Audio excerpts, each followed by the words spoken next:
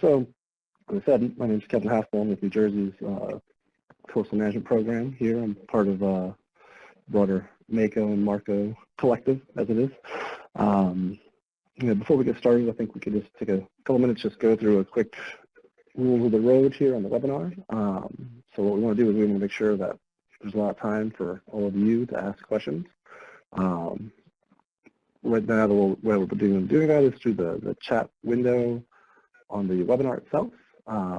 So as we go along, type questions in there. There's going to be different times for each parts of the agenda where we'll be able to try and address any of those questions for that specific topic. And towards the end, there'll be just a broader, general time for just broader questions there. So,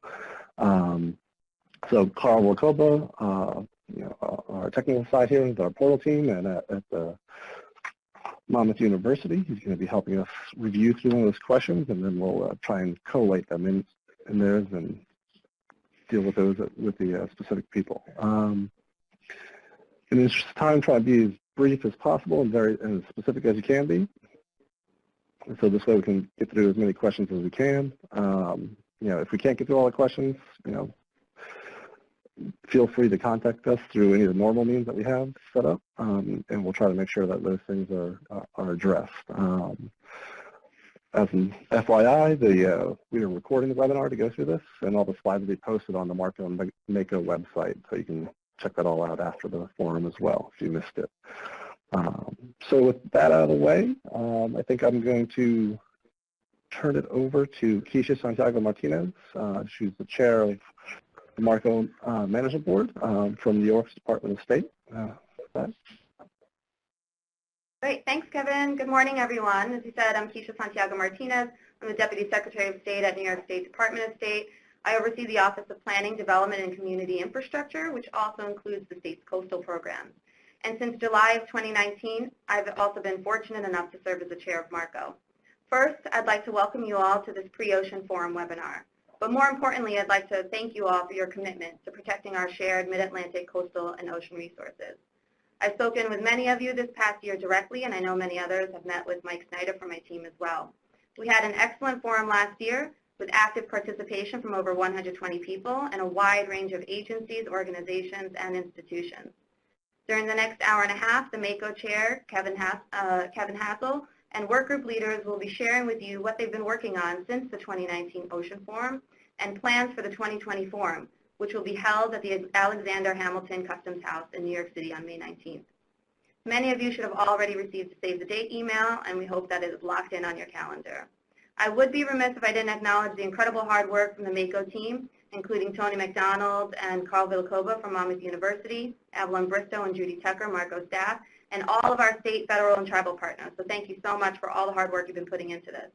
MARCO's creation of MACO and the support for the forum was to create a clear path for increased coordination and communication. And as we embark on MARCO's second decade, it's clear that there is an increased need for the work that we and our federal and tribal partners do on ocean issues, and the input and involvement from people like you. So I look forward to informative and robust conversations today, and absolutely looking forward to seeing you in May. It's now my pleasure to turn it back over to Kevin.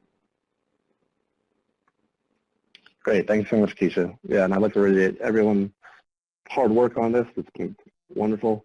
It's great to have these opportunities to re-engage with our stakeholders throughout the process. We kind of see this stuff as critical to moving all this forward. So with that, can we go to the next slide? So real quick, just want to go over the agenda for today. We're going to take a look at the MACO organization, how we're compromised there, and then just go through some of the stakeholder engagement that we've done to date and from the plan, how we've set that up. We're going to report out on some of our collaborative efforts. We go through different work groups that have been active since the last forum, so give you an update on all the stuff that we've been actively engaged on if folks aren't aware. Then touch base on the 2020 Mid-Atlantic Regional Ocean Forum. We're in planning for that stage, so we're just building out the agenda, and we wanted to make sure we're getting plenty of feedback from our stakeholders on how we're going to do that. And in the end, we're just going to open it back up so more just public comments where we can have a dialogue with all of you. So basically the objectives for this webinar are making sure that we provide an update on our recent work. We're going to summarize the findings of the survey that we sent out in January that a lot of people responded to. So some ideas there, and see where those ideas can lead us into on the 2020 forum. And really just make sure we're sharing some of those details about that forum and getting that input from all of you. So next slide.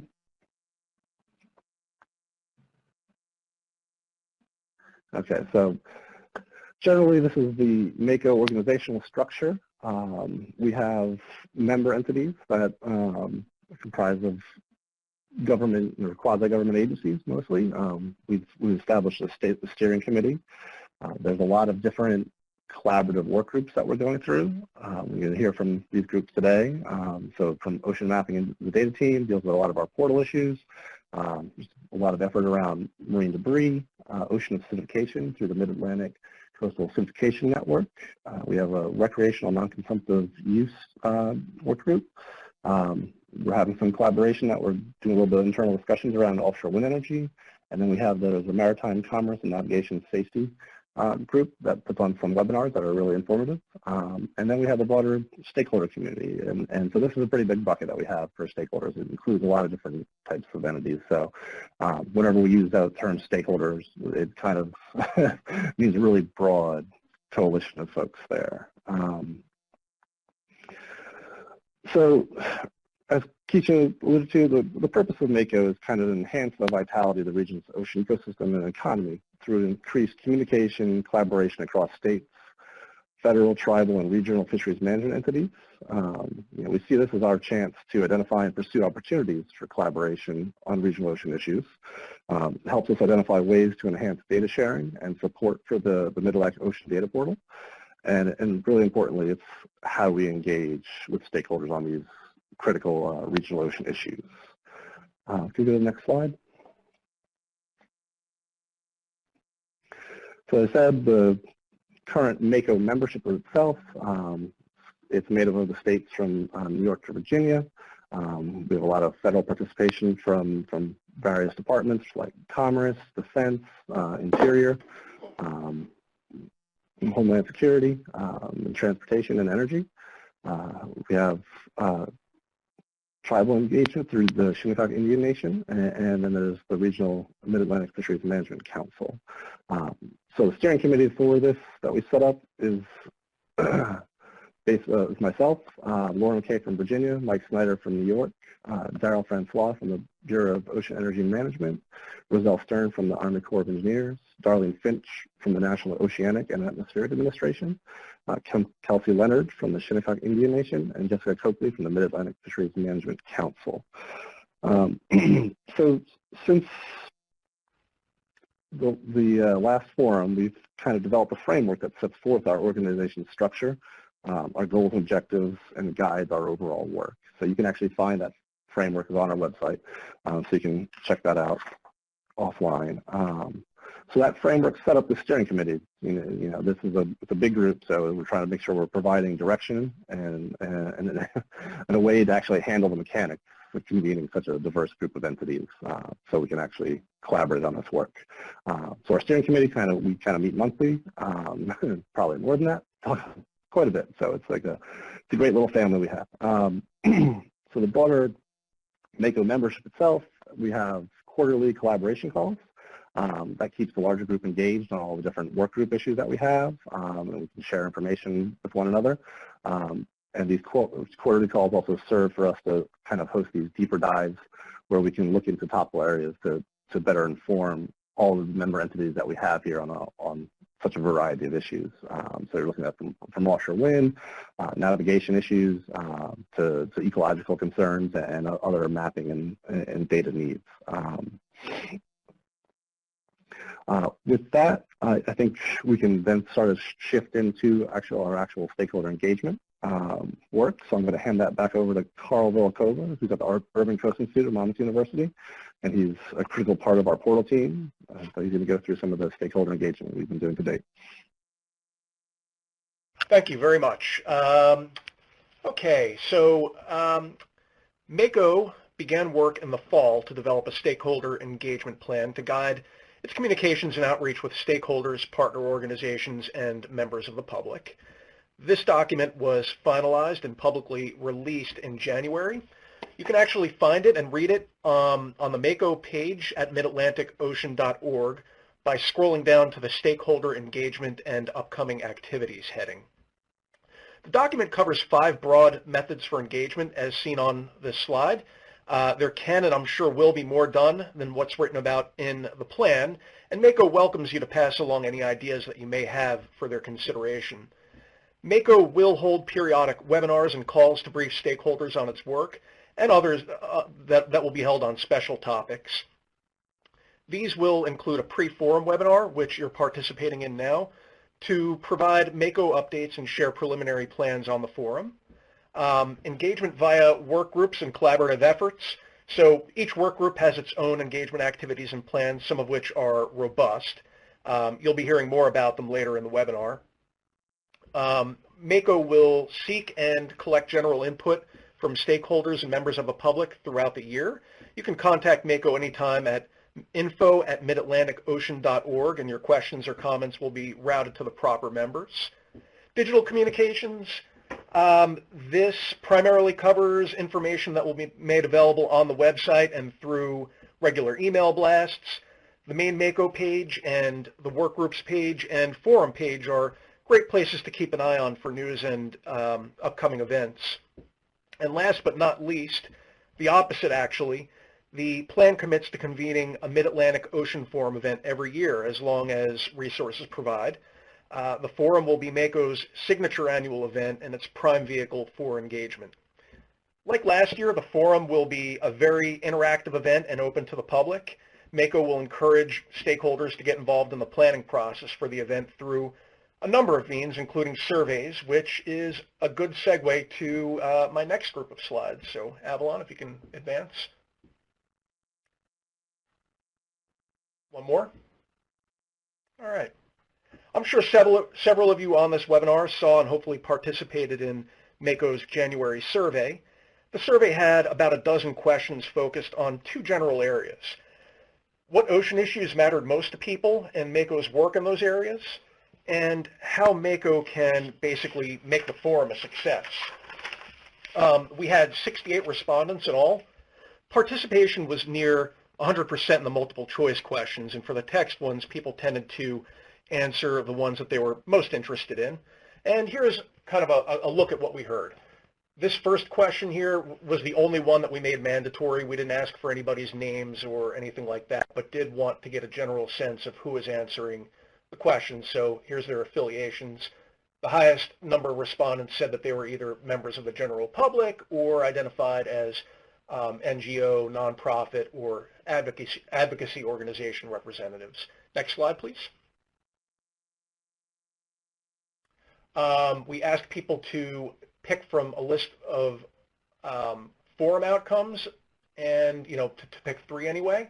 And the ones that were highest, although they were all pretty even, identification of priority science and research needs within the region, and greater opportunities for stakeholder engagement and regional ocean issues, both rated very high. Next slide, please.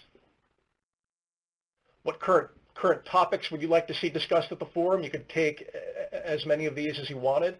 The runaway winner here was ocean habitat, wildlife, and ecosystem-based management, and offshore wind was the other very high one at number 2, at about 65%. Next slide. We also had the text questions, as I mentioned, and of the group that focused on people's future vision and views on ocean issues and MACO priorities, we did see some recurring themes. Probably the highest number of responses that we got focused on keeping the ocean clean, with an emphasis on preventing and removing marine plastics and debris. There were a range of views on offshore wind, some of which were basically against any turbines going in the water, others who were supportive of that, but encouraged working with different affected communities very closely to make sure that conflict was mitigated. There was a lot of support expressed generally for encouraging continued and improved coordination among agencies and all ocean users. Modernization of infrastructure to support ports, navigation, and economies was another that we heard a few. And we heard some support for science and policy that support commercial and recreational fishing. Next slide, please. And on the forum questions, people seem to love the breakout sessions from last time. They asked that there be more time allotted, more rooms, so that, and less conflict between the different ones, so that you didn't have to choose between them, and that you can really get into the ones that most interested you. There were some suggestions to have a poster session and possibly bring in regional researchers and even universities in the New York metro area where this would be held. And there were a few suggestions to bring in experts who can speak to climate change and the impacts on fish species and shifts in the mid-Atlantic especially. And I believe that covers what I had.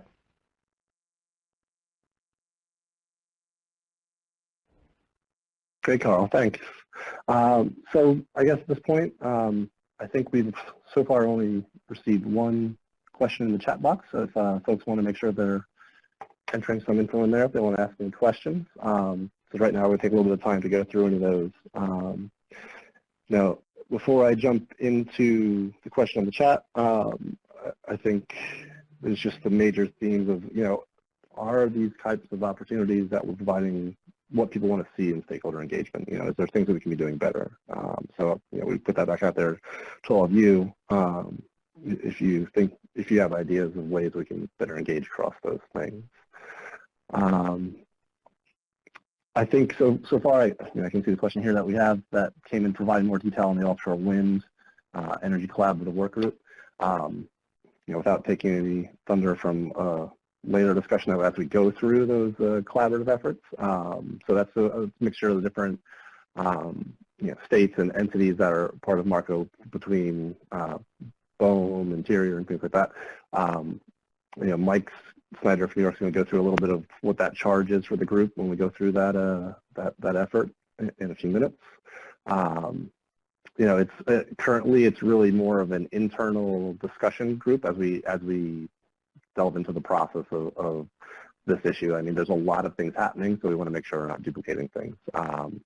Hopefully that gets us into that next group. I don't know if there was any other questions, folks, or comments people wanted to provide through that system. Give another minute if anyone's typing in there.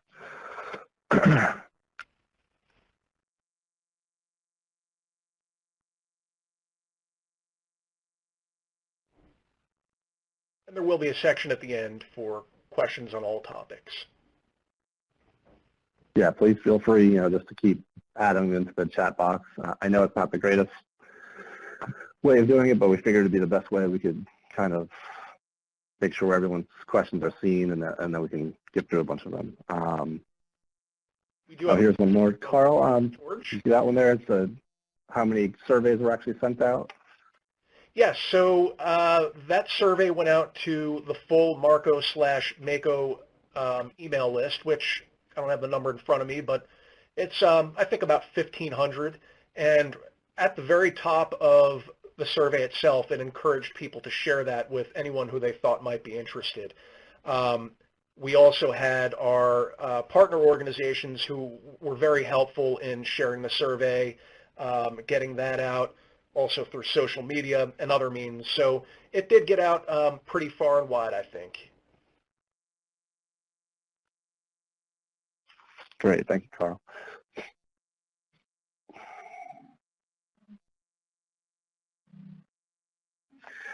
Okay, I think in the interest of time, and hopefully the next section will help us answer some of the questions that folks might have had.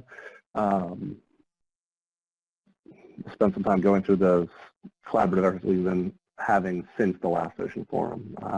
During the 2019 forum, we did, we provided a lot of feedback on the efforts that we're doing and trying to figure out where we were going on some things. So I think in an effort to make sure everyone's aware of where we're going, we wanted to give a kind of a quick report out. on this stuff. So again, I'm going to go through some of the portal issues, talk about marine debris, the Mid-Atlantic Coastal Acidification Network, Non-Consumptive Recreation Group, Offshore Wind, and the Maritime Commerce and Navigation Safety Group. For those of you that have been kind of keeping track, there's a lot of carryover from what was previously part of the Ocean Action Plan. And realistically, that's because these have all been critical areas that we continue to benefit from this regional collaboration. So, things that were part of the Ocean Action Plan, we've been working on all this time because we see that there's an importance to that collaboration and communication across those lines. And we can continue to delve into in the future what we see as important other areas of collaboration as well. Again, feel free as we go through these, just throw your questions in there, and we'll try and respond at the end for this section. We'll go through questions for all of the groups themselves. With that, I think I can turn it over to Nick Napoli. He's tasked with portal management for the Mid-Atlantic, and he's our Regional Ocean Partnership Coordinator. So he's from the Northeast Regional Ocean Council Ocean Planning Director. So Nick, I can turn it over to you. Thank you, Kevin. Just to check, can you hear me okay? Yep. Okay, great. Thanks, Kevin. Good morning, everyone. I'm Nick Napoli. One of my responsibilities, as Kevin said, is to manage the Mid-Atlantic Ocean Data Portal with Carl Villacoba. And I would just like to start with a few highlights in the last year. And these first two bullets are those highlights.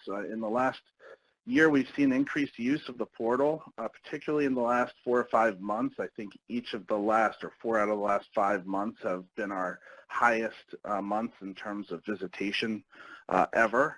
And that's just visitation to our website. There are many ways to look at the use of the portal. One of them is visitation. Another is to look at the use of our data services and some of the case studies. And so those are the things we track. But I just wanted to mention that the last 4 months we've seen, 4 or 5 months we've seen the highest visitation that we've seen ever.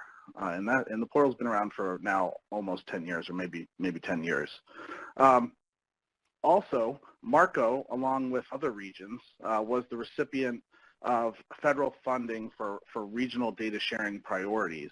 That was fiscal year 19 federal funding, and I'm going to talk a little bit more about that. MACO has decided to partner with NROC on improving and updating commercial fisheries data products as one of its highest priorities and for the use of those funds. The portal is managed by a technical team that includes myself and Carl. It includes some folks at Rutgers and developers at EcoTrust and the Nature Conservancy. It's also managed by MACO's Ocean Mapping and Data Team, which is composed of the MACO states, many of the federal agencies that participate in MACO, and others. I'm going to share some highlights about recent data updates over the last year. I'm also going to share some highlights of what's coming, but there's no way I could go through everything that we're doing. So I would actually encourage you to go to the MACO website. You can pull up the 2020 work plan. That'll give you a good sense of our data priorities, our partners on each of those data priorities, and our schedule for updating those data. Similarly, you can go to the portal's blog, and you can find out what our recent data updates were. And there's a blog entry every time we release a data set. There's a blog entry describing it and giving you access directly to those data. So quickly on sharing some recent data updates, one thing we've done in the last year in response to a lot of feedback is we've included more detail about the lease and project areas for offshore wind. So what that means is you can go to the portal now, you can see each individual lease. It's associated with each of the individual companies that own it. And you can, for some projects, if they're far enough along in the process, you can find their proposed footprint, their proposed cable areas. And as we progress, we'll start to consider whether layouts make sense or proposed layouts make sense. And that was in response to a lot of feedback of folks wanting to see that increased detail.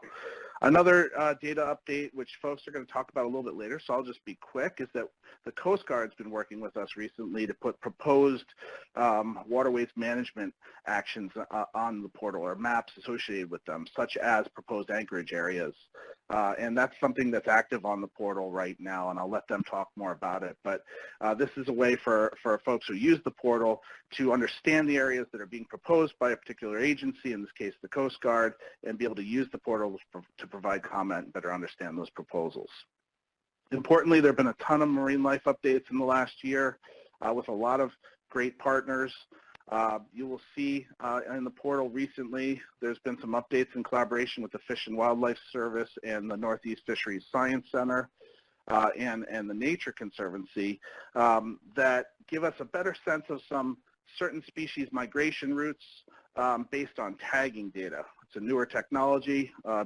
Species are being tagged, and we have some flexibility to look at migration routes and changes over time through the year using those data. Similarly, we've worked with the Fisheries Science Center and Rutgers to use their code to update the data on the catch caught in the federal trawl survey. So you can go to the portal now.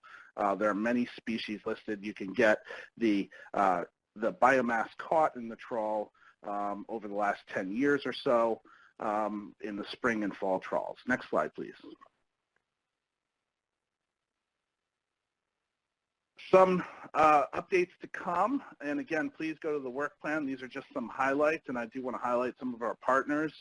I just mentioned the fish species abundance in the last 10 years. We're working with the Nature Conservancy, Rutgers, and the Fisheries Science Center, and we'll probably have out in about the next month a look of fish species abundance over time. So we'll be able to look at decadal changes in the trawl survey from the 70s through 2020.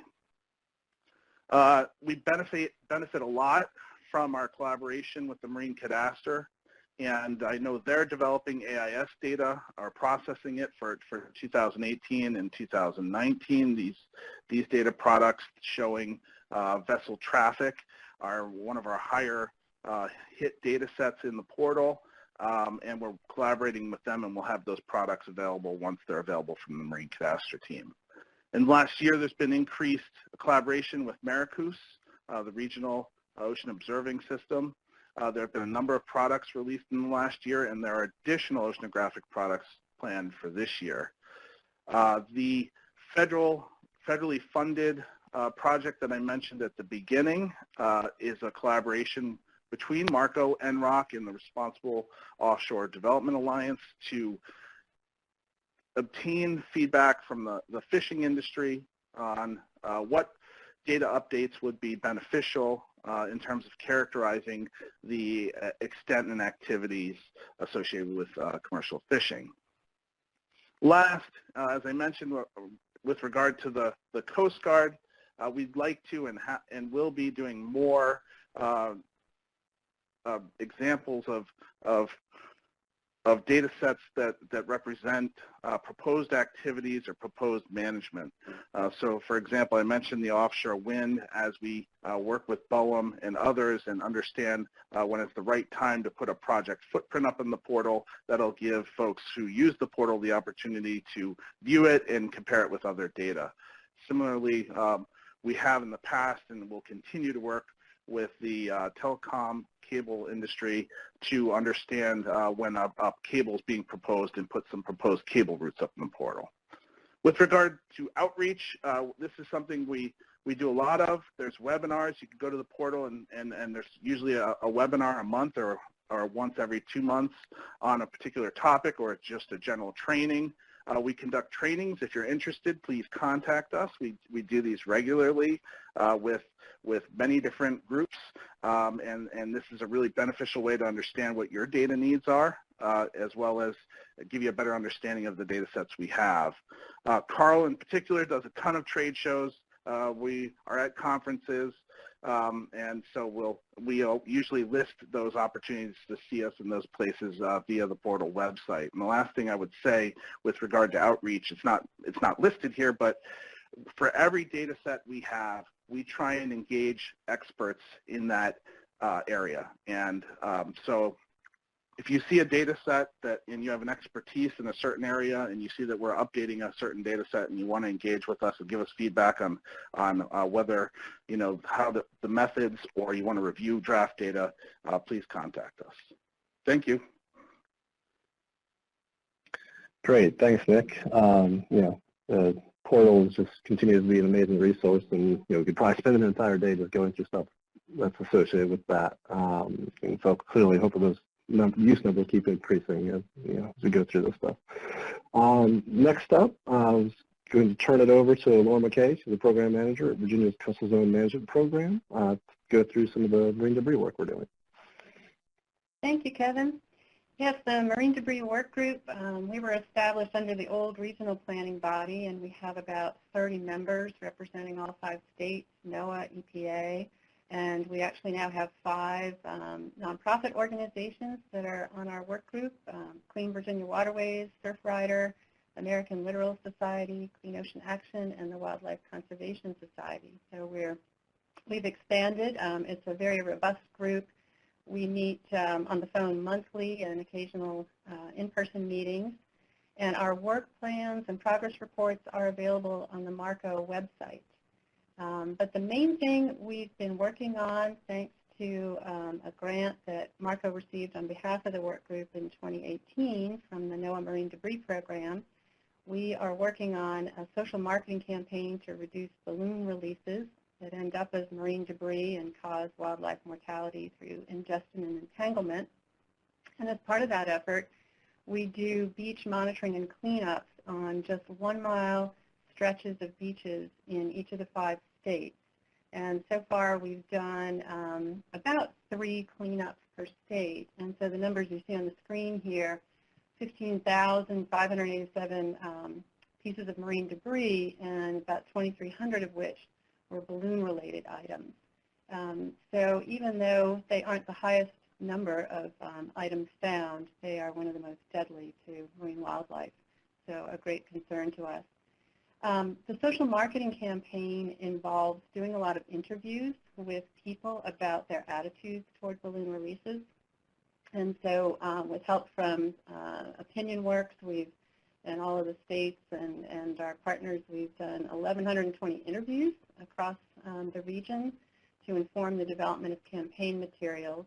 And we're very excited on a recent webinar we held with 4 aquariums in the region. They've all agreed to work with us on developing, testing, and distributing messages. Another activity that we started early on was, again, with some help from NOAA, was the development of this Marine Debris Collaborative website.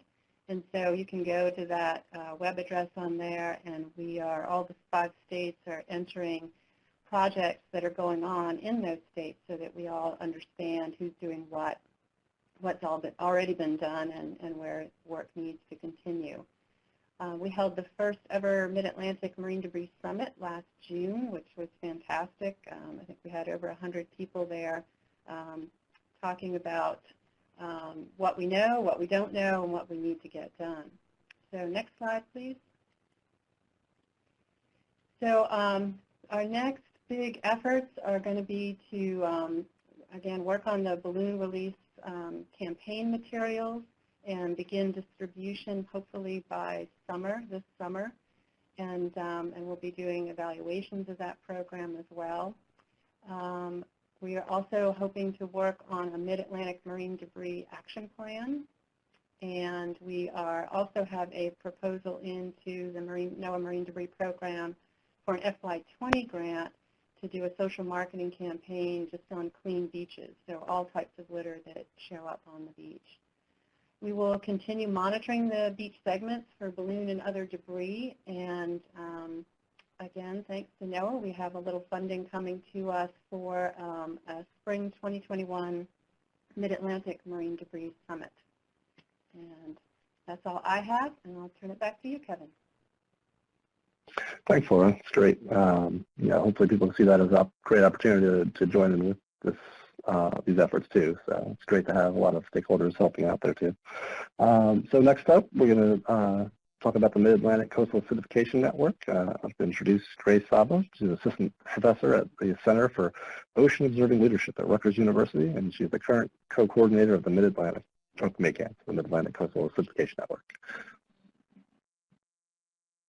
Hi, everyone. Thanks for joining. Thank you. So over the past year, we've had 2 working groups set up through MACAN. One was focused on determining what the ecological research needs and priorities were for ocean acidification in the Mid-Atlantic.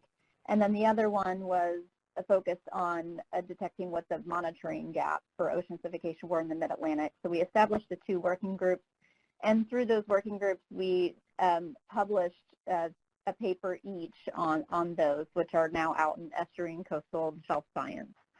So those were 2 nice products that we developed through the MACAN working group that now give us some guidance on how to move research and observations forward in the next few years.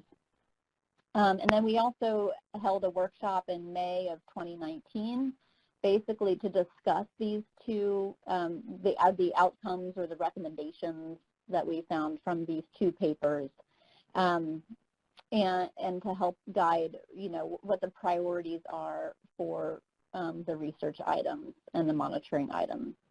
And for the monitoring side of things, we had developed these ocean acidification monitoring maps that are available on the MACO data portal to help us identify what the gaps were prior to us establishing what our recommendations were for filling those gaps. And we also conducted a stakeholder outreach survey. So essentially we surveyed 6 industry groups. You can see on the figure in the bottom right there. We actually got quite a few responses. We were very happy with the responses we got.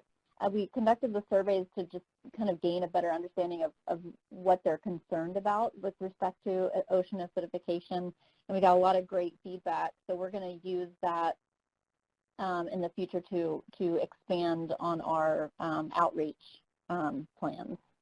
Next slide, please.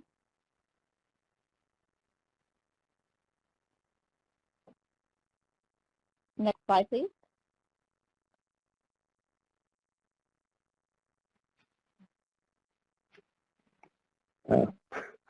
Hello, can anyone hear me? Yeah, I can hear you. We can hear you. Just... There must be, it's changing on my end here. Can you hear me okay? I can hear you, but yeah, the slides just aren't changing. Oh, strange. Okay. One moment, please. Maybe try stop sharing your screen and then reboot, start it again. Okay. Maybe something froze. Sure. Sorry about this, everybody.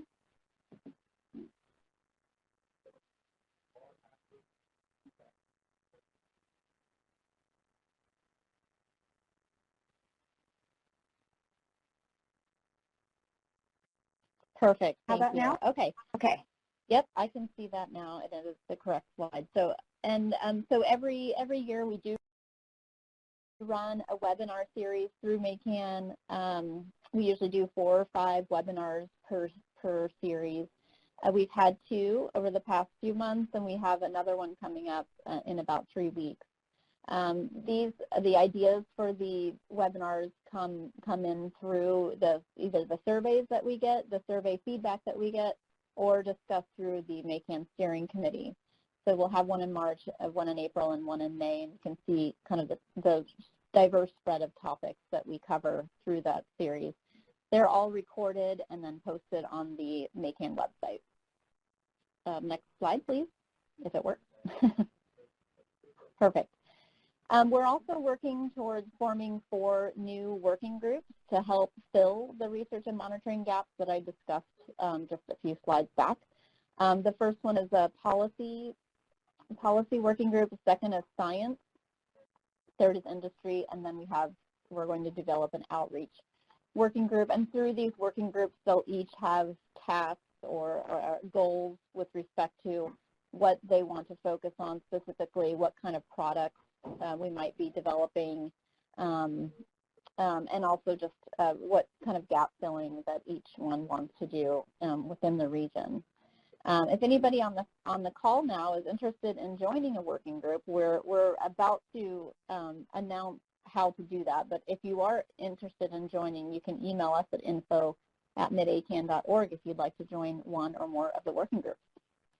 Next slide, please. So we do have some next big initiatives coming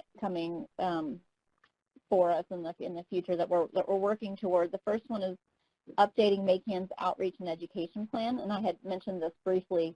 Essentially, using the feedback that we received during the industry survey responses in order to address what those needs and concerns are from the industry side of things. So we'll be updating an outreach and education plan tailored specifically towards those needs.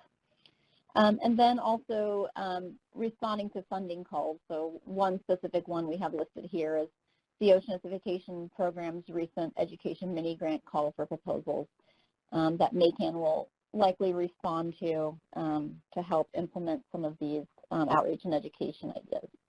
And we're always looking for funding opportunities for different aspects of MACAN to carry forward some of our goals and tasks. So that's all I had for me. For more information for MACAN, you can visit our website there. You can see on the slide.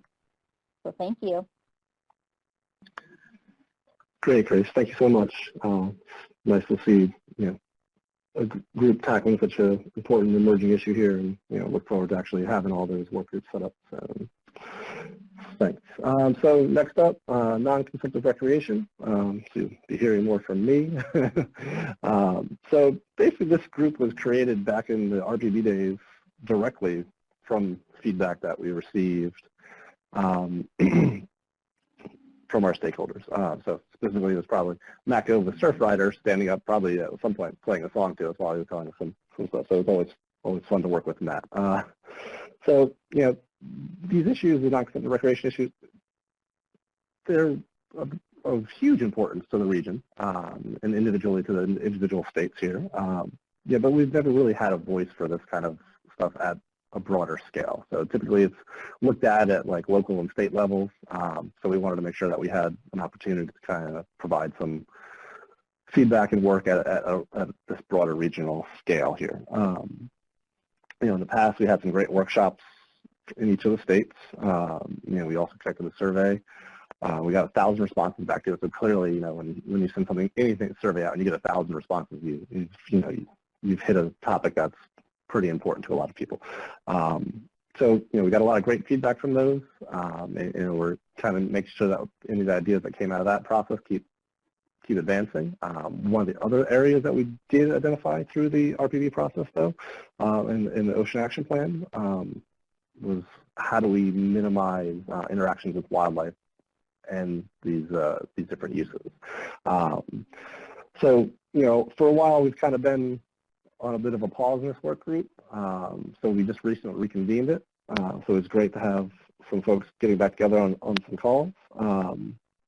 It really helped out that we had a student mentorship with one of our co-coordinators at the Coast Guard, who we'll hear a little bit more about when we talk about the maritime safety issues. That was really helpful, and for us just to actually relaunch that issue. So, so we're basically taking a look at compiling all this information that the states and federal agencies might have on kind of recommendations for interacting with wildlife. So there's, you think this is a pretty straightforward thing to do, but even as the states, it was hard. We've had a hard time actually digging all this information out. So, I think that's kind of the point for us is how do we make sure that those kind of recommendations are reaching everyone, and also not just the recommendations, but kind of, why it's important that we have these recommendations on how people should be interacting with wildlife, whether that's, a certain distance to stay back from, or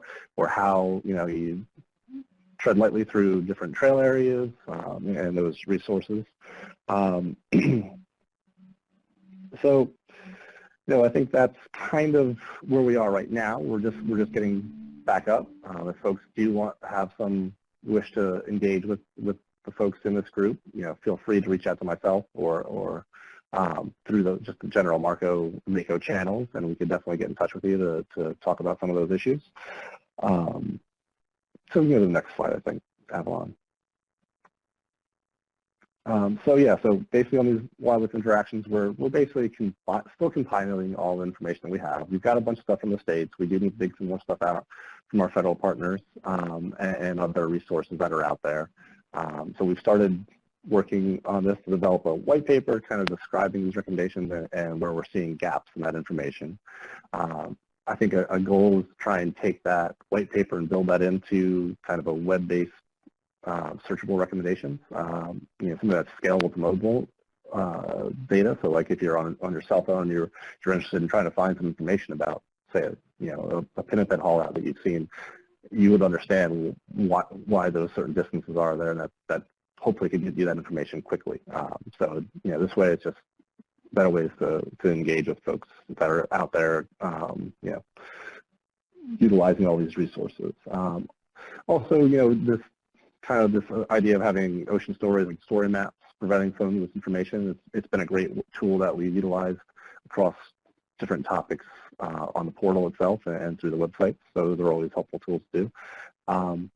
But beyond that, so kind of the next steps are kind of scoping what are the things we should be addressing. If there's other ideas, we talked about this being kind of a mobile information. Is there some more things that we can develop that people would see a value in having access to through an app where they can report issues that they're seeing with recreation issues, whether it's marine debris or things like that. So just better ways to engage with folks. So we definitely want to hear back from people that are interested in working with us on that. So basically that's all I have for the rec. I think we can change to the next slide, and that should bring us back to our offshore wind regional collaboration. So I know there was some interest in hearing some more about this. So there's always a lot of interest around offshore wind energy. So with that, I'm going to turn it over to Mike Snyder. He's the Ocean and Great Lakes Program Manager at the New York Department of State. Mike? Thanks, Kevin, and good morning, everyone. Very pleased to have so many folks interested in the work we're doing in MACO, and particularly offshore wind. The Offshore Wind Regional Collaboration, as we're calling it, through MACO, is being created to ensure that interested MACO members can discuss updates on offshore wind development in the region on a regular basis. And really, this is an issue that has been around the regional conversation a very long time, back to even the beginning of MACO. And we know that this is something of great interest to stakeholders as well. The membership of the regional collaboration within MACO to date includes all of our respective mid-Atlantic states, as well as many federal agencies, not surprisingly BOEM, but also Navy, NOAA Fisheries, EPA, and others, and the Mid-Atlantic Fishery Management Council as well. So clearly an issue of interest to many of us within MACO. Next slide, please. So thank you. So the goal of, you can go back one, I'm sorry, I had one there. Thank you. So the goals of the Offshore Wind Regional Collaboration are at first to really provide a forum for interested members to identify issues that are going to benefit from closer collaboration.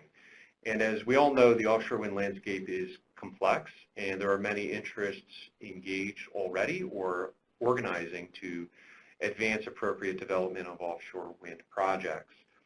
So first and foremost, we want to ensure we are adding value to the conversation and that MACO is beginning new conversations where it is appropriate and needed. So again, to the extent that these are issues not already being addressed by other working groups or similar types of collaborative efforts, we want to make sure that MACO is helping to fill that space in a meaningful way and in a way that's going to advance the conversations toward resolution. Because the portal, as you heard from Nick and many others, is such a significant tool and a critical piece of our regional information infrastructure, we want to make sure that we're using the portal effectively to facilitate these discussions both within MACO but also more broadly to some of those other groups that are engaging in the offshore wind conversation. So we want to make sure that the portal is really fitting the need that it was designed to do at the regional scale, and is serving as a resource that can meet the data needs and information needs of folks at the agency levels, but also stakeholders such as yourselves who are very interested in how development is advancing. And finally, and no less significantly, we want to make sure that we remain coordinated ourselves within the MACO organization. And at the state and federal levels, there are so many activities that we are individually, in some cases, together engaged in. We want to make sure everybody's aware of what's going on, that we're staying coordinated with information on the many activities in the region, and aware of decision points that are upcoming so that we can make the best use of MACO as an opportunity to ensure everybody's voice gets heard in that important decisional process. Next slide, please. So I want to stress that these are near-term activities and that the MACO collaborative effort for offshore wind really is just beginning in earnest. So the group has come together to create an initial work plan, but that's still being reviewed within MACO to ensure that it's robust and really addressing the need. So again, these are initial activities that we've identified within our collaborative effort. And we decided early on that bi-monthly calls were going to be necessary to facilitate that exchange given the volume of activity happening within the region, but also as a forum for us to identify where those additional needs are for further conversation, further collaborative effort across the agencies and federal, state, and tribal partners. We do intend to host periodic webinars. Those would be open to the public, that we would give opportunities for some of the experts that we have within the MACO community to provide updates on relevant topics. And those would be topics that we would identify, but again, to the extent that we know that there are many stakeholders that are interested, those are things we want to make available to you as well. We will also be developing a shared calendar of events. And again, this is consistent with our desire to keep everybody informed, both within MACO, but all of you as well. That's something that we intend to post on the MACO website to serve not as a completely comprehensive clearinghouse, but as close as we can get to showing the universe of what's going on, again, ensuring that everybody's aware of upcoming decision points and the opportunity to get and to stay involved. And then finally, we intend to facilitate an information exchange with some of those other regional offshore wind groups that some of you are probably familiar with, if not actively involved in. And this is our way of making sure that MACO stays abreast of what's happening in the region and continues to be able to identify where MACO and our constituent members can add value to those conversations and help propel them forward. So again, this is a nascent effort. So to date, those are the activities we've identified, but I do anticipate that as we go forward, there will be areas where working with our federal partners, our tribal partners, and with all of you, we identify that MACO can move forward in a critical area or a specific topic of interest and try to bring it to some further resolution. So I'll stop there. Happy to answer any questions that folks may have when we get to that point, but in the interim, I will turn it back to you, Kevin. Great, Mike. Thanks so much. Clearly, this is an important topic, and it's something that we recognize that we need to have a lot more engagement around and continuous engagement both across our MACO entity as well as all the various stakeholders out there. So it's a lot to do still. So we look forward to continuing to engage with everyone on that one. So next up, I'm going to hand it over to Doug Simpson, who's with the U.S. Coast Guard, talk about the maritime commerce and navigation safety. Thanks, Doug, for coming out. It's always great to hear your voice. Doug's like a few jobs removed, but we keep bringing him back to the table. So thanks so much, Doug. Thanks, Kevin. I just want to make sure you can hear me. Am I coming through? I'm using technology, and I'm not a youngster. Nope, sound great, Doug. Okay, wonderful, good. Hey, so the Marine Commerce and Navigation Safety Work Group is a legacy work group from the regional planning body that we've kept alive over the years. Typically, this body is made of now MACO, agencies, as well as other federal and state agency representatives, port representatives, and then members of the shipping community. And so usually we do 2 webinars a year, and those are by invitation only type webinars. But recently, as Carl and Nick referred to, we've started a beta project really to try and get more stakeholder empowerment. Typically, when we try to do a management action, we have a federal rulemaking process where we put federal notices in the Federal Register and get public comment that way. And that's still the way we have to get public comment. But if we can leverage the data portal and point people to the data that's on it, maybe we could get more informed decision making and help stakeholders better visualize the information of what the Coast Guard's thinking of and how they can impact the Coast Guard's decision-making process. So if you go to the next slide, the next slide should say Maritime Coast Guard How Tuesday. And Carl helped us, so Nick initially helped us set up polygons of areas of interest where we're considering taking action, both for Anchorage and for port access route studies. For those polygons, you can actually go to portal.midatlanticocean.org, go to the news, and then tab, and then click blog. And down in the January 2nd entry, you can see directions on how to get to those polygons. And then in the January 21st entry, you can actually see the webinar and how Matt Creelman and Jerry Barnes from the Coast Guard walk folks through what are they and what do they mean. But if you see the first slide, what you see is AIS data that Nick referred to previously from 2011. And that AIS data, if you look at the kind of the bottom right of the picture, you'll see a bunch of curlicues, and that's a bunch of anchoring that's happening down at the mouth of the Chesapeake Bay. As you follow the Chesapeake Bay upwards to the north, which would be kind of the center of the slide, you'll see that those curlicues still exist further north in the Cape Charles area, but anchoring is happening in 2 locations, at the mouth of the Chesapeake and up by Cape Charles. That blue polygon, that big blue polygon you see up there, is a Coast Guard proposed anchorage area. And then just a little bit to the south, you'll see a smaller, kind of a rectangular polygon. That's another anchorage, proposed anchorage area as well. If you go to the next slide, it should say Chesapeake Anchorages after, and then in parentheses you see 2017. And this means that we're looking at 2017 AIS data. And I'd like to point you back down to the mouth of the Chesapeake Bay, and you'll see that all those curlicues are gone. A number of things happened that pushed anchoring from happening down at the mouth of the Chesapeake up further up into that area by Cape Charles. So a huge majority of the anchoring happening in the lower Chesapeake Bay was happening off Cape Charles. We're proposing to put in an anchorage specifically to manage that anchoring.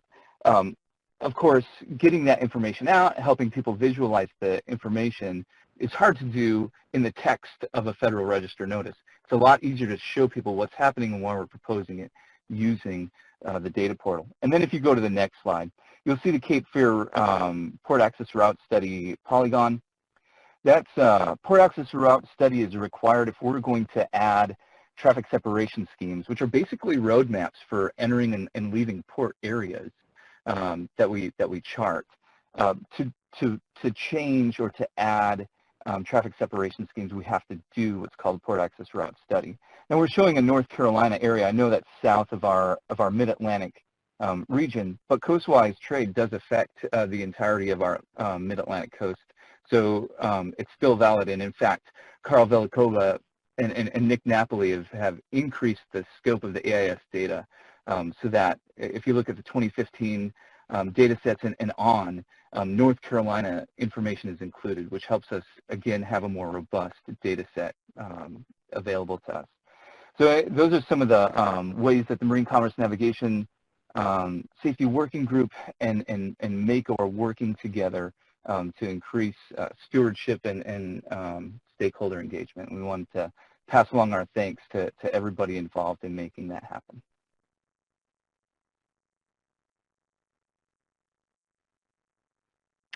Great, Doug.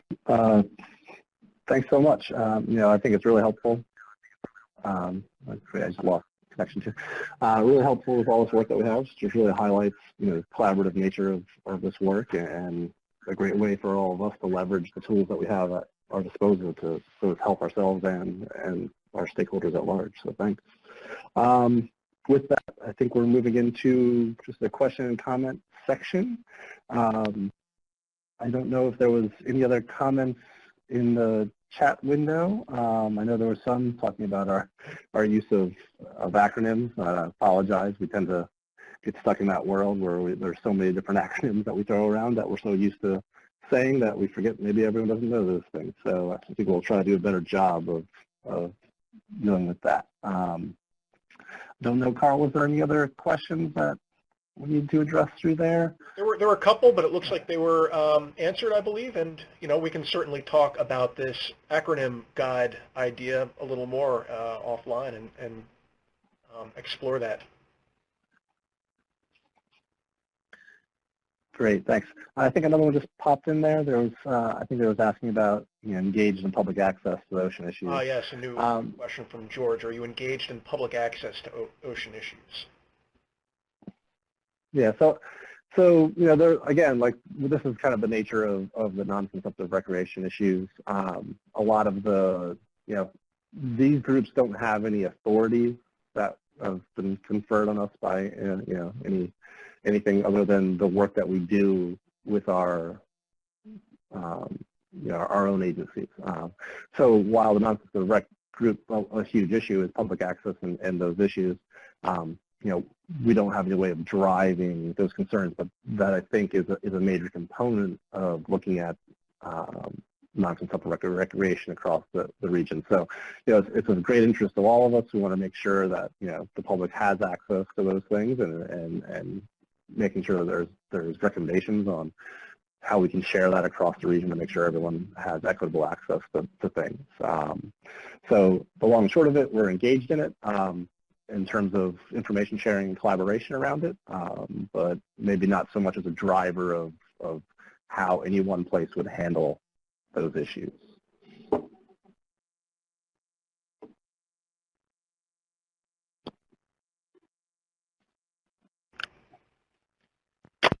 Another question, are training topics listed on MACO's website? So I guess we need a little bit of clarification. Are we talking about training around the portal issues, or was that George again? Was that what you're interested in, George? If you could just follow up a little bit on that one to make sure we're answering you correctly on that. Because I think a lot of the training opportunity that we've had so far around kind of the portal and how to utilize that information sharing, I just didn't know if there was something beyond that you might be interested in. A couple more have come in now until we hear some clarification on that one. So for the OWRC, are you reaching out beyond the agencies involved to the public and coastal towns? If so, how? Also, how are you collaborating with existing stakeholder working groups? Thank you. This is Mike. Tee that one up for you? Thanks. Thanks, Kevin. Yeah, and I'll take a start at it, but please definitely chime in. So again, initially our focus here is on the coordination among the MACO work group membership and ensuring that we have kind of the information flow happening among us in terms of the different activities that we're involved in, and again, things that we think are relevant to the offshore wind conversation that others should be aware of. And I think a great example of that is something that Doug just touched on with the port access route studies. So those are studies and upcoming, potentially decisional activities that would have an impact on offshore wind, and we want to make sure that those get kind of folded in and related back to the offshore wind conversation. So just as one example of the types of information that we anticipate getting shared through that group. With respect to the broader public, I mentioned that we do want to open up webinars and provide opportunities for sharing out some of that information. I think some of that will depend on that category of conversation that I mentioned that we're scoping out. So where do we feel like MACO should be leading a conversation in the region? And at that point, we would be identifying who we think are the relevant folks that should be part of that conversation. So that's a bit of a to be determined question in terms of the direct outreach to folks, and again, depending in part on what that topic area is. And I think there's a last element to that question, which is existing work groups. Many of us sit on those types of work groups. So just speaking, for example, from the New York perspective, we, through our partners at the New York State Energy Research and Development Authority, we do have a number of state-led work groups that do also engage many of you, as well as federal partners and other partners in the region.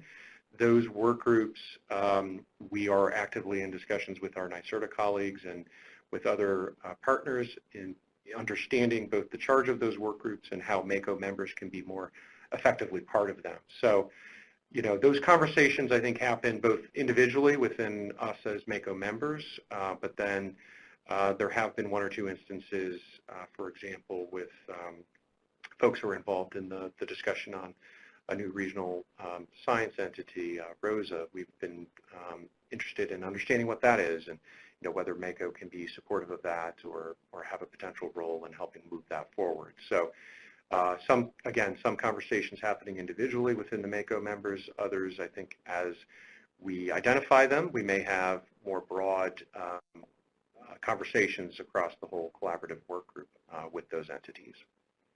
Thanks. Kevin, I don't know if you have anything you want to add to that as well.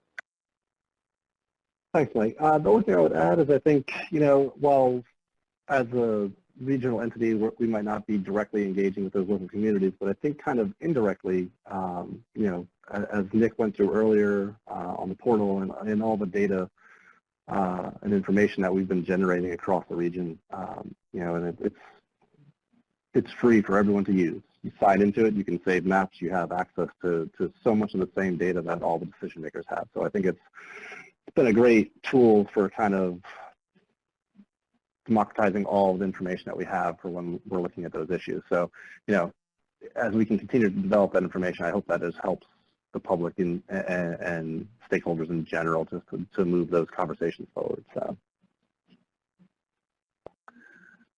Okay, Carl, was there any other ones that popped in there? A couple of, I think, quick ones. It was asked whether the PowerPoint slides for this session will be available. Yes, and the recording will be posted on midatlanticocean.org very soon, within the next couple of days. It was asked whether there's a place online where all of the upcoming work group call dates and webinars are posted. Best places to check for that are the work groups page, which I believe Judy has posted the URL in the chat room, or the MACO general calendar page. Back to the engagement survey and stakeholder interest in hearing from experts on climate change. Was that specifically related to shifts in commercial or recreational species?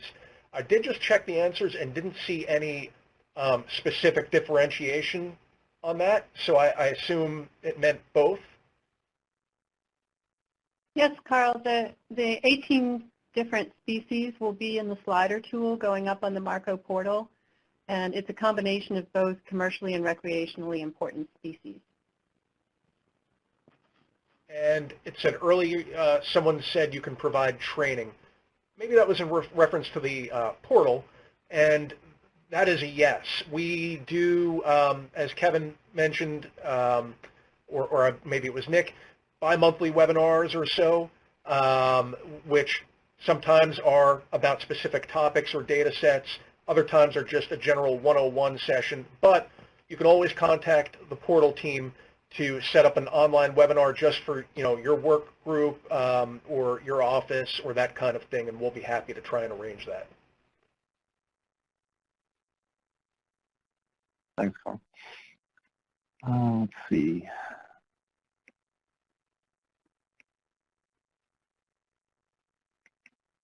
And I think there was just a question about, next up, talking about the forum. So yes, we're definitely trying to get there. So let's see.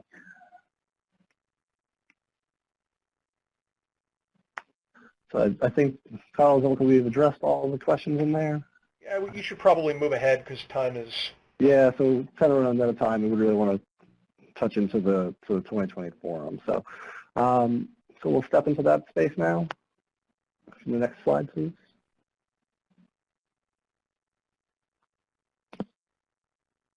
Is it up again? Okay. So yeah, so we feel like the 2019 Ocean Forum was a success, but recognizing that was our first one, where can we make improvements? And so we heard a lot of feedback from that after that initial meeting. People provide a lot of input through this recent survey that we just talked about, and we're definitely looking for some more feedback today from folks. We've definitely recognized there's an appetite to engage more directly, and I think the objective today was to try and get through some of that past work that we've done over the past year. So we're spending more time actually having a dialogue with all of our stakeholders about the future of this ocean collaboration. So basically the forum objectives, are we're looking to generate a deeper understanding and awareness of the state, federal, tribal, and fishery management activities, and trying to envision what those future needs we might have are. We can talk a little bit about that progress on stakeholder input and identify collaboration opportunities. We want to collect input on the future opportunities for that collaboration from all of you. So like where can we, we have these existing work groups and they're all going to continue because they're critical to a lot of things. Where are spaces that we should be engaging on as well? And we also want to make sure we're identifying and engaging a more diverse range of ocean stakeholders interested in ocean collaboration efforts in the Mid-Atlantic. We want to make sure that the broad range, there's a huge, our stakeholder bucket is rather large, and we want to make sure that we're engaging as many people in the community that we can, and making sure that people that are interested in these topics are able to provide feedback and engage with us on that. So that's the general gist of what the forum objectives are. So I can go to the next slide.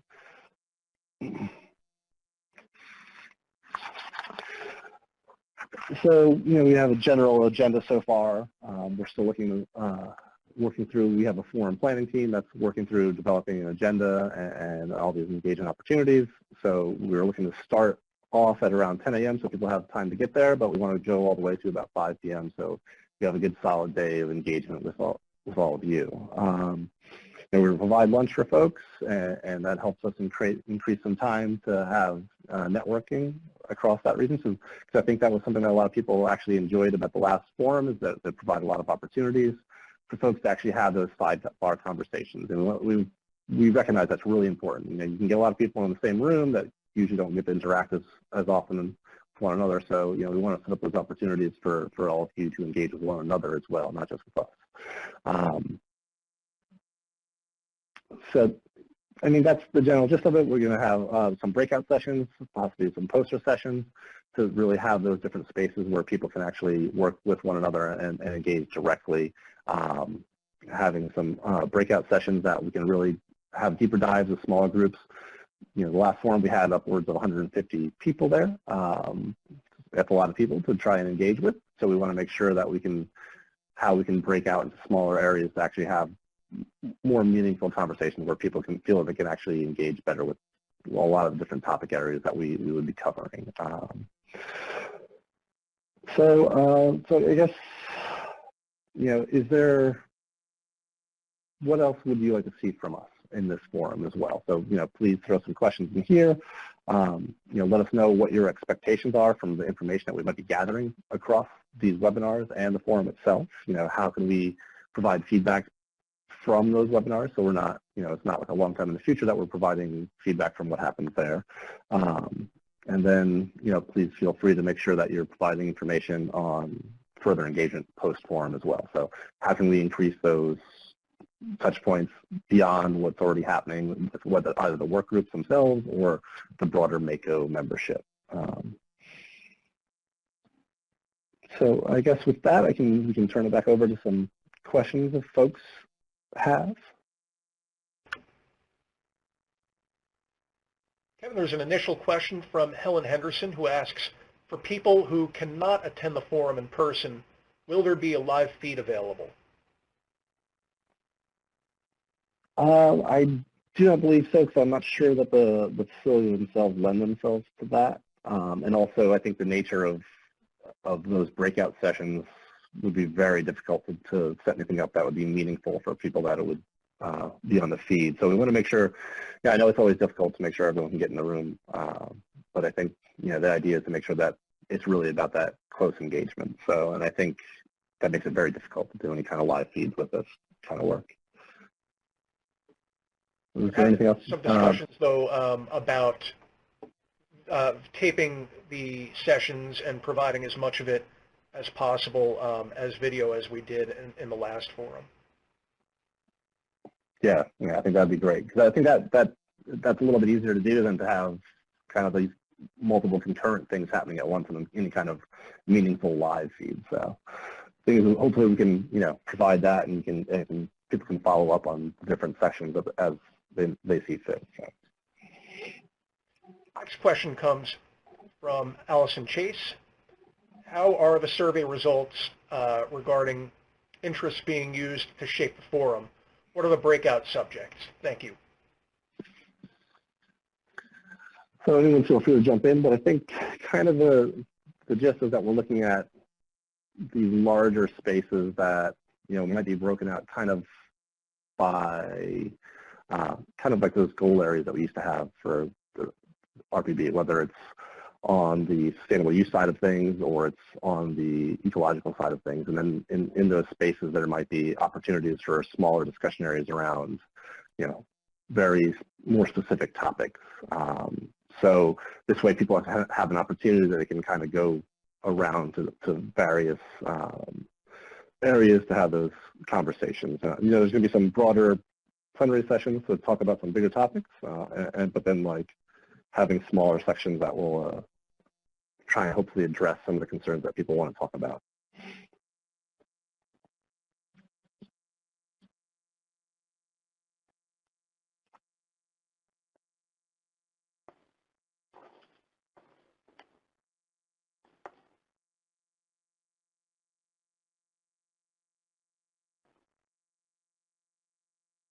And again, feel free if there's topic areas that you want to make sure that we're touching on that are very specific, you can either share them here or share them directly to us through emails or the typical ways folks have been in contact with us, and we can make sure that those ideas are thought about when we're setting these agendas. So.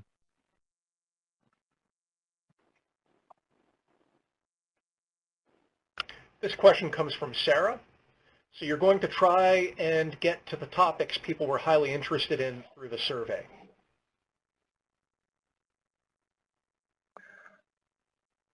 Yes. Yeah, I think that's clear that those things are issues. Some of the issues are already things that we're actively engaged on, and clearly there's a need to have those kind of discussions. So I think things that are highlighted, where we can see that it might not touch specifically on all the issues that were highlighted across the survey. There's a lot of different things in there. But the general themes that Carl went through earlier, are definitely areas that we want to work through and talk with everyone about. There are a couple of comments and suggestions made here that I'll also read out, Kevin. One is Thanks, George, who says wildlife interactions. He suggests that do some public education on the subject of feeding birds bread being harmful to them. A second going down from Allison Chase. Maybe consider a survey to stakeholders regarding what wind issues the new OWRC could address.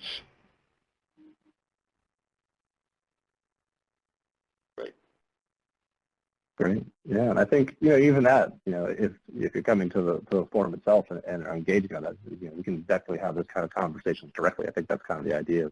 Yeah. not to put out another survey, and then before the, because the forum's going to be here pretty soon.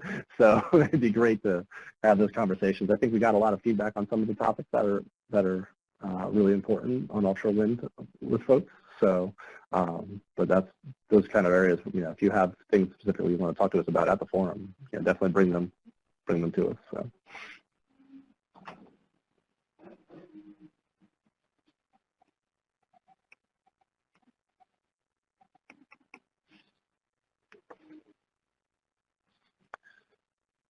Here's a comment from Noah Chesnan.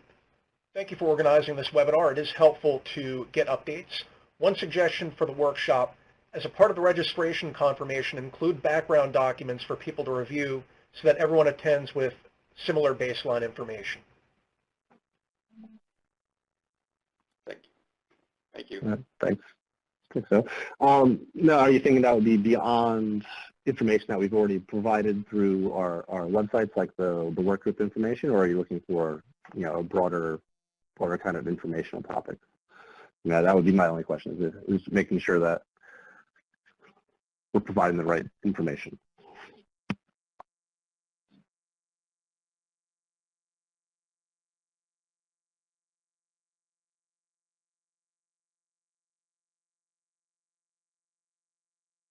Give another minute, and if anyone else has anything they're wanting to ask us, I want to be mindful of everyone's time. We would gladly stay if people have some more things they want to discuss, but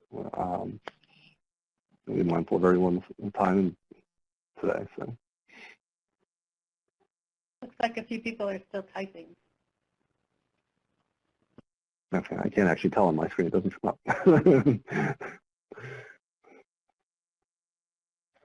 Give it a few. 83 people typing. Great.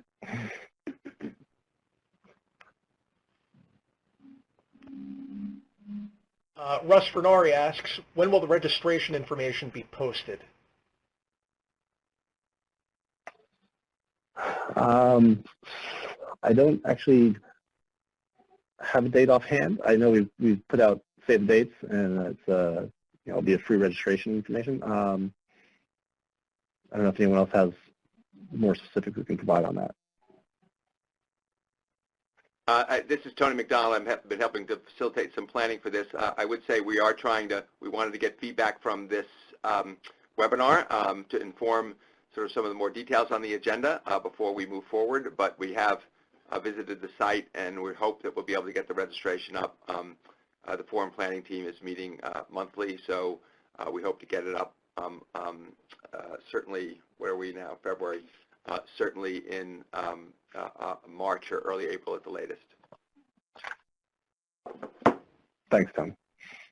Kevin, Noah responded to your question for more detail about his comment earlier, and he said it could include links to key documents such as workgroup plans, webinar transcripts, and of course the regional plan, so that workshop attendees see the latest information in advance of attending. Okay, great. Yeah.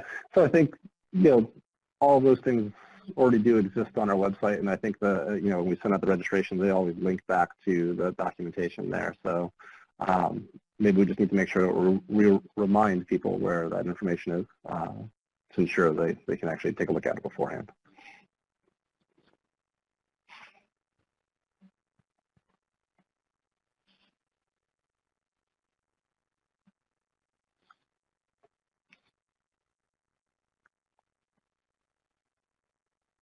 All right.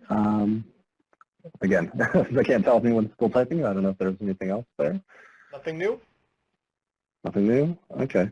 Well, again, I think this has been great. I hope everyone found some value in having this webinar pre-forum, so we can kind of spend more time discussing the future of ocean planning with everyone. Thank you all for participating. It's been great having you here, and we look forward to some more future collaboration with everyone.